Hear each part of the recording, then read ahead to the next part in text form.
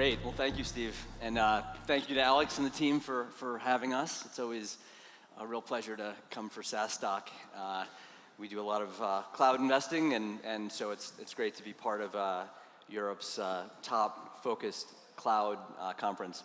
And I'm really excited to do this with you, Amos. Amos is also a really skilled kite surfer, as we learned last night. He shared some videos, which I found, frankly, just absolutely terrifying, considering the amount of air you got. But look forward to talking today about public transport. So maybe to kick it off, it'd be great if you'd perhaps share a little bit of your background and what motivated you to start a company in the public transport sector. Great to be here. Hi, everyone. So we started Optibus 10 years ago. But the story of Optibus started way before. About 2004, my father was the CFO of a large public transport company and knew the problem of planning and running a public transport company from within. Came to me when I was first year at university and told me how challenging it is to plan an efficient public transportation system, how manual it is. Still, most of the public transport systems in the world are being planned manually, pen and paper, Excel files, manual tools. And the outcome of that work impacts the life of hundreds of millions of people. Budget of public transit is in the hundreds of millions to billions of dollars a year. And he was telling me when I was first year at university, he just started studying math and computer science. He's saying, hey, you're studying computers, maybe you can write a program that will solve that problem. It's a very tough problem to solve, as we will discuss, both from the business and technologically.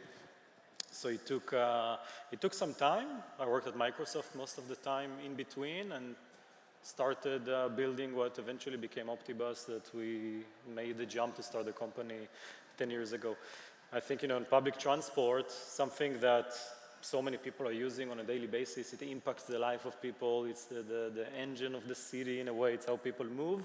But technologically, what we've seen and what gave us the passion to start it is that it's really behind. And even though companies like Uber and others come with AI and so on mobility, public transit is still behind. So for us, it gives a lot of motivation to see the opportunity of how you can use data and optimization and algorithms to improve the life of people around the world. That's great. Yeah, you mentioned solving difficult problems, and I'm curious, along the way, what have been some of the more challenging problems you've had to solve in building Optibus, and perhaps also how has it been unique building a vertical software company relative to a horizontal software or cloud company? Yeah, so the first hard problem we had to solve was actually technologically, algorithmically, mathematically. I don't know if people here knows, but optimization of city transportation, how to optimize the routes, how to optimize the vehicle schedules, the timetables. It's one of the toughest optimization problem that exists in the world. It's actually being studied for more than 100 years academically. And even though there is a lot of research, there was no real solution in place. So that was the main, still today, one of the toughest problems we have is how you take a city like Dublin and optimize where the routes will go, what will be the frequency of the service, where do you stop the vehicle, how many drivers, how many buses, how do you optimize that in a way, in real time, in a way that we'll be able to use on a daily basis. So we started with that. But then once we created a product that was quite good and way better than anything else that you can do manually, we came up with the second challenge, which is, okay, how do you go to market?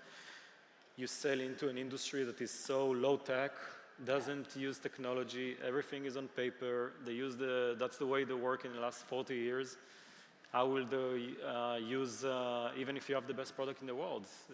It was really tough, and doing it in different regions, different countries. Now we're in 35 countries and 6,000 cities.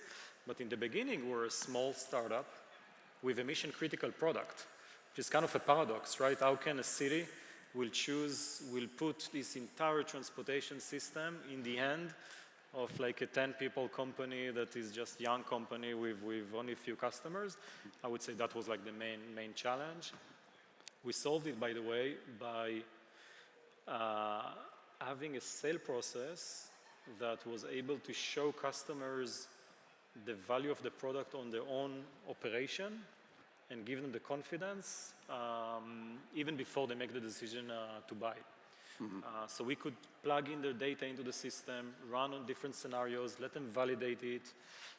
We call it proof of value process, where we can prove the value even before they make a decision, and that helps them build a business case and get confidence.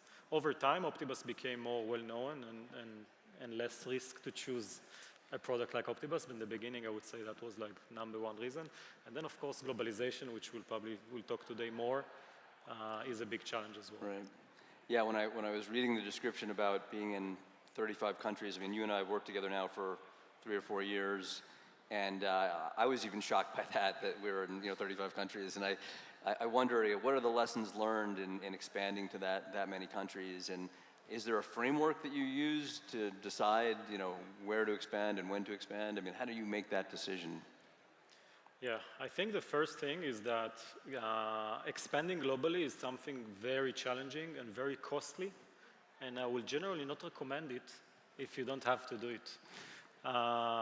If you're selling in the US, and now you want to sell in the UK, and then you want to sell in Germany, you need to open a subsidiary, you need employees in the local area, you need to connect to different system and integration in our side. We need, in our space, because public transit is very much regulated, you need to support different regulation, unions, languages, localization, not even talking about the defocus of the product, where now you get requirements coming from each country, and each country is doing public transit a bit different. So it's a lot. You can't underestimate the effort that is needed to go to 1 or 2 or 3 or 35 more countries. Now, in our case, we had to do it. We looked at the public transit market. It's a market that behaves a bit differently than most of the industry that I guess people here in the room are targeting. If you're a cyber company, you can do hundreds of millions in revenue just in the US. If you look at public transport, US, only 5% of the population use public transport every day. And actually other markets like Brazil, 80% in Rio, 80% in Sao Paulo of the people use public transit. So it's actually a bigger market on a per capita basis.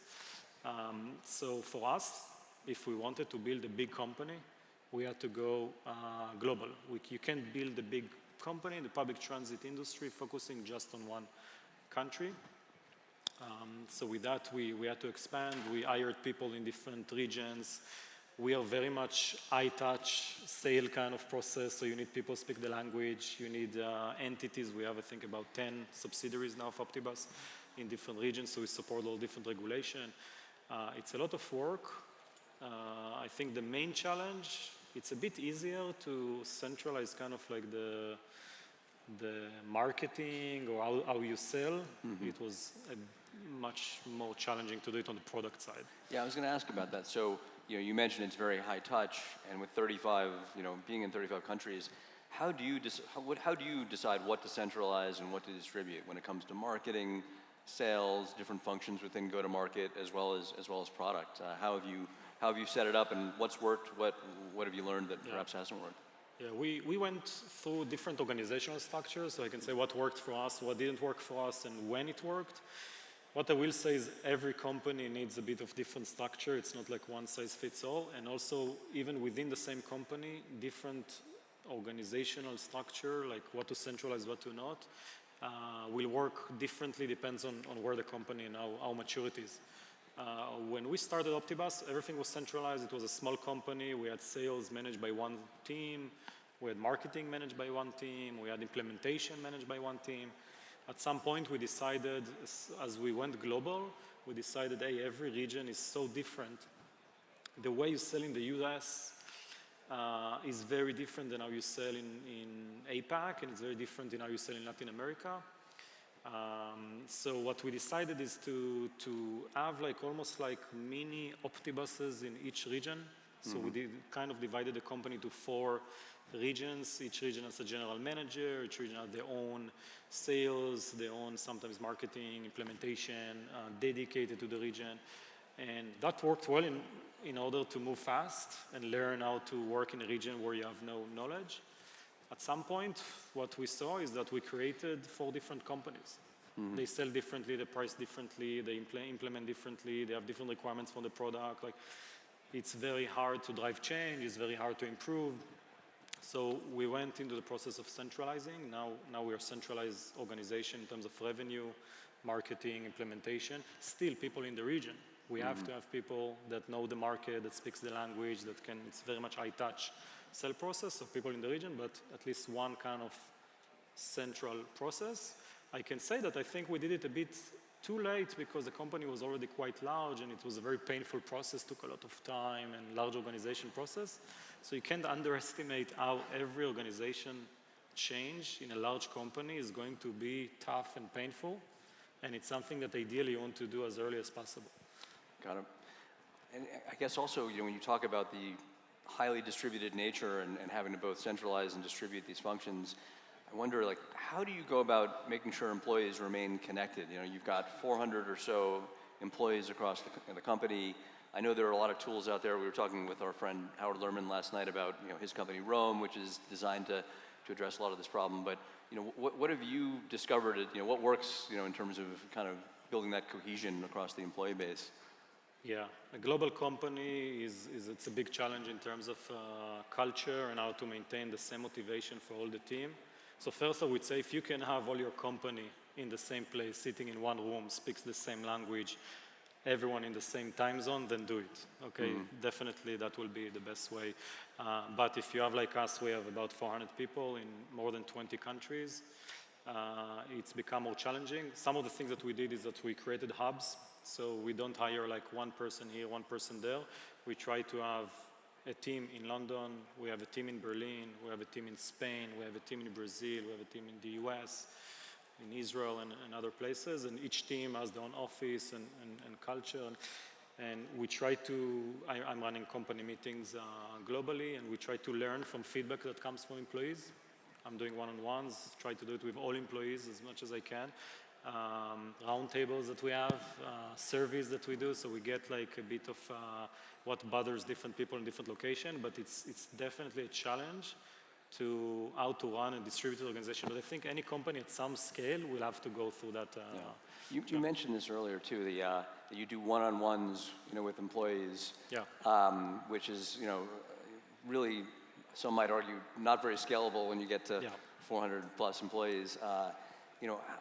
How has that worked? I mean, do you anticipate we'll continue to do that? I mean, and what have you found the benefit to be? I started when we were quite small, so I was doing one-on-one with all of the 10 employees of Optibus, and that was easy, and I could have done it every week or every 2 weeks.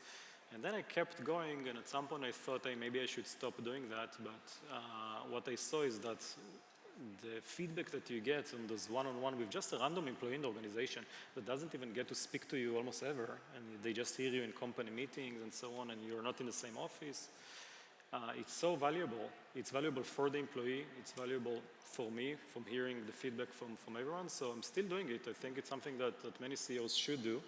Every week I'm doing like randomly one-on-ones with employees, so you don't get to all of them in it takes a lot of time, but you get all the time feedback. It's impressive. I know, obviously, in being in 35 countries, you're not going to get it right 100% of the time. I'm sure there are, situations where you've targeted markets and you've expanded there and you've learned at a later point that it wasn't a good fit for one reason or another. How do you deal with the situation of having to pull out of a market, or have you had to do that? And I guess, any lessons learned from that? Yeah, it's quite tough. Like, there's so much investment for us. It will take at least a year, sometimes even 2 years, when we go after a new market until we get like first 1 or 2 customers. Because the region is so risk averse and it's so localized. People will look, it doesn't matter that Optibus is powering now, today Optibus is powering about 70% of all the bus transportation in the UK. Some of the largest public transport company in the world chose Optibus.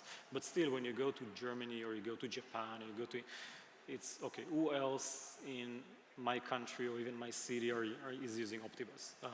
So The initial references takes time. You usually go after those that are a bit more innovative. And because of that, when you choose to pull out from a certain region, it's after doing so much investment, it's painful, but it's something that you always should look at, because to me, every region is a long-term investment.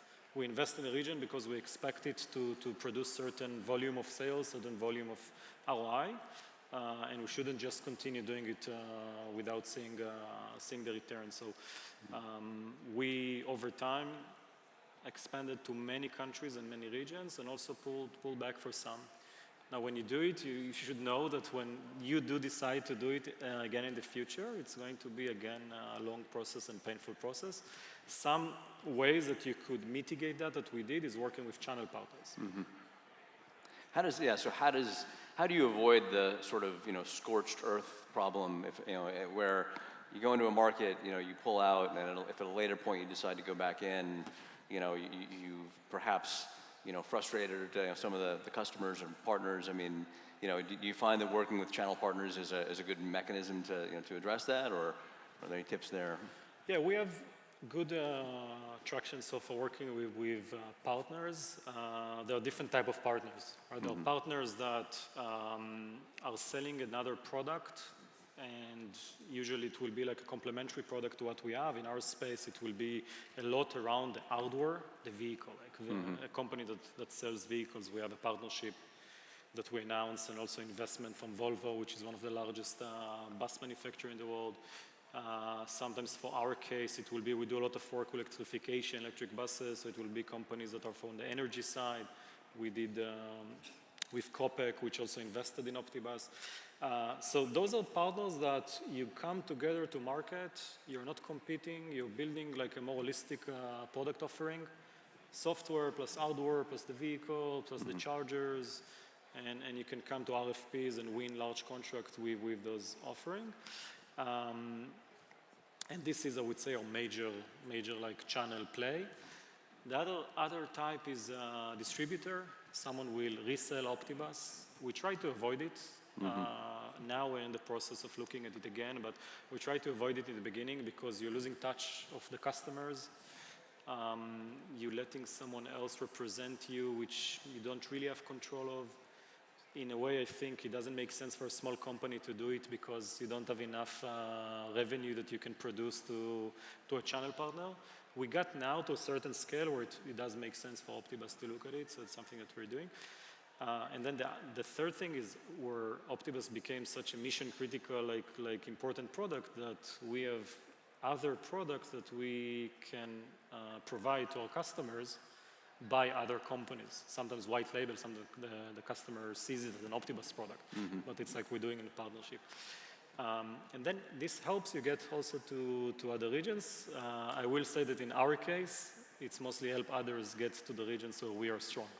They come to us because we have the global reach. We can sell in places that are very tough to go into, like Germany and Austria and France and Italy and Spain and so on. And we have this already infrastructure in place to do that efficiently. So we actually represent many other companies. Got it. Yeah, and I guess you have a unique sales challenge in that you are selling to both the agencies as well as the operators, right? Yeah.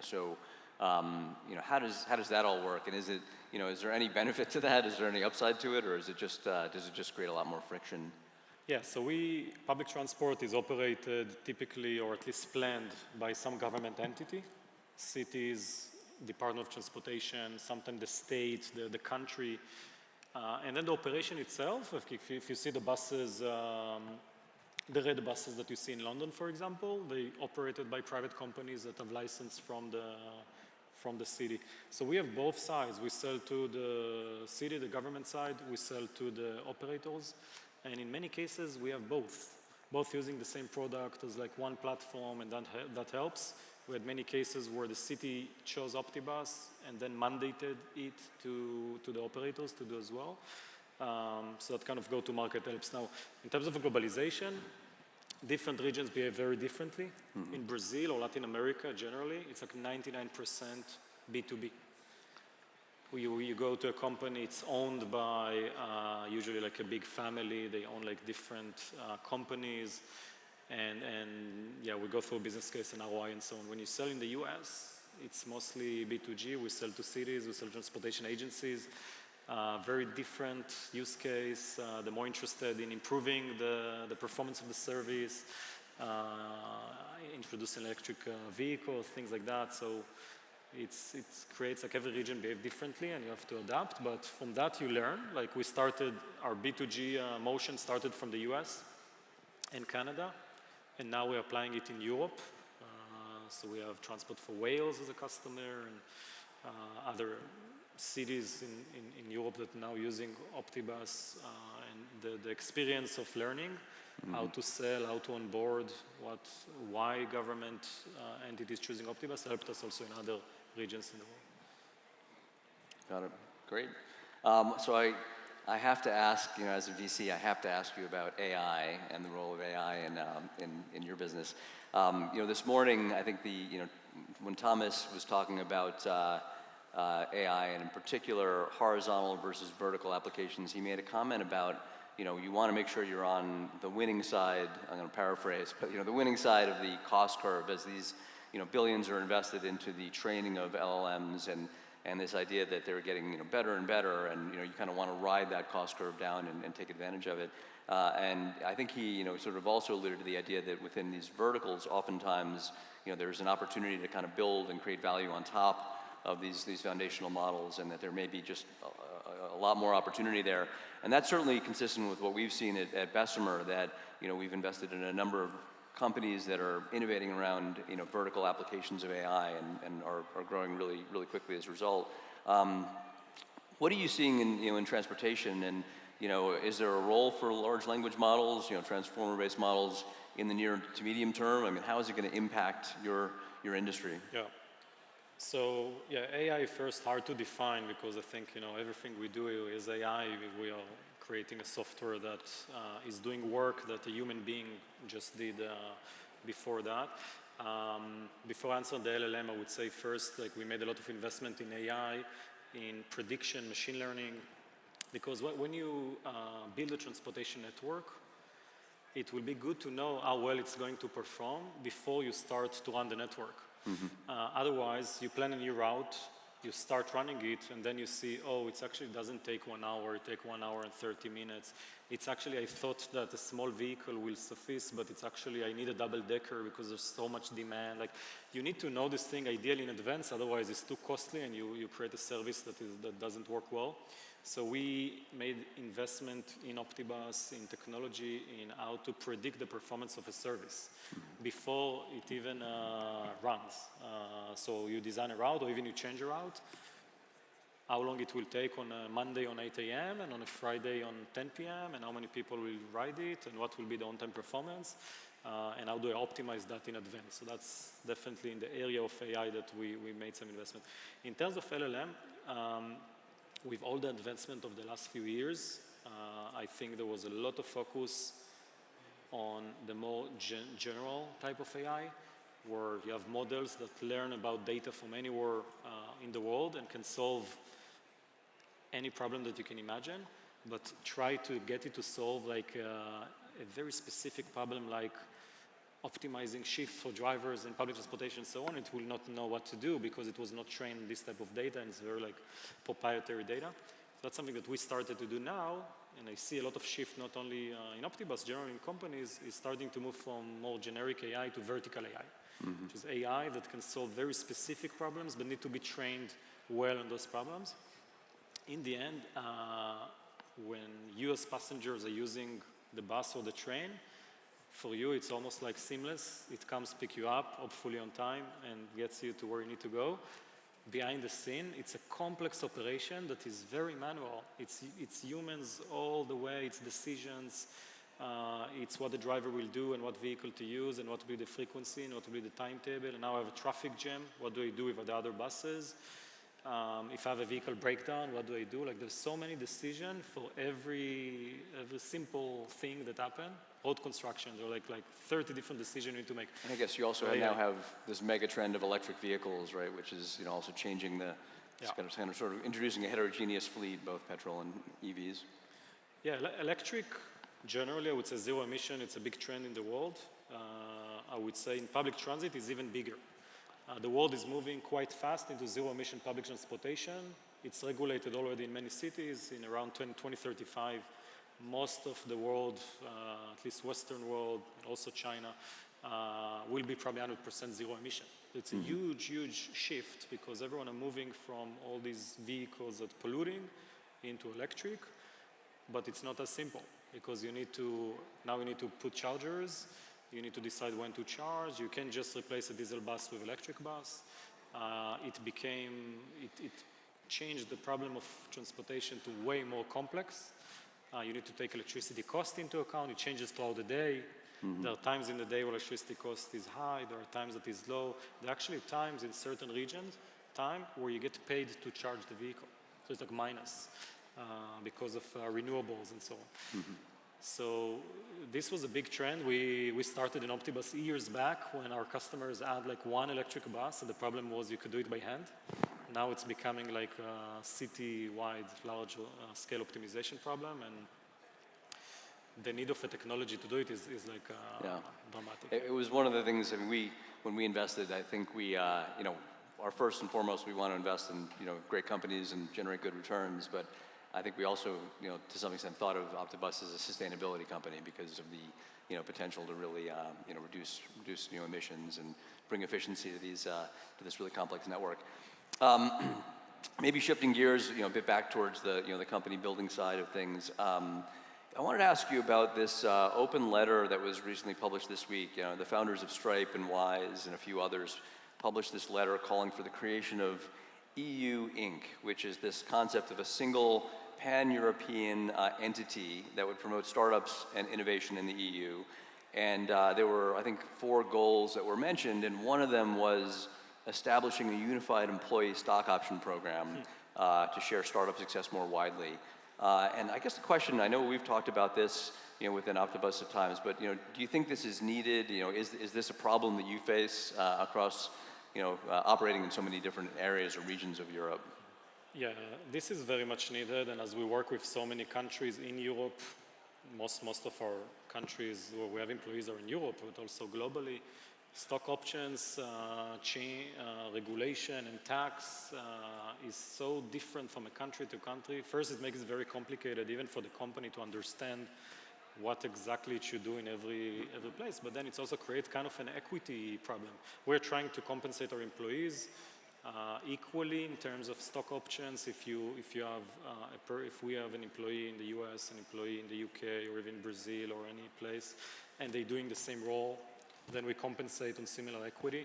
But in the end, if you look at what the employee will actually get when there is IPO, an exit, something like that, you see that because of different regulation, different places, it's actually very different. Like I would love to make something more standard, where we can improve equity and make it easier, I think, both for companies and employees. We have employees who had to pay tax when they left the company, or they had to pay tax even when they are in the company. We need to learn every time the nuance of every region. So very much in favor on that. Yeah, I know we talked also about, oftentimes the compensation benchmarks are usually based on U.S. employees, which assume an option grant at a 409A or higher strike price, and so sometimes 100 options given to in that benchmark may be very different. It may translate to a different number if you're granting options in a European country where you're able to set the strike price either much lower than that to the benefit of the employee. So it sounds like generally you'd be in support of the, I don't want to put you on the spot, but of this kind of a framework, kind of cleaning up at least the employee equity component of it. Yeah. Sounds like the right direction. Yeah.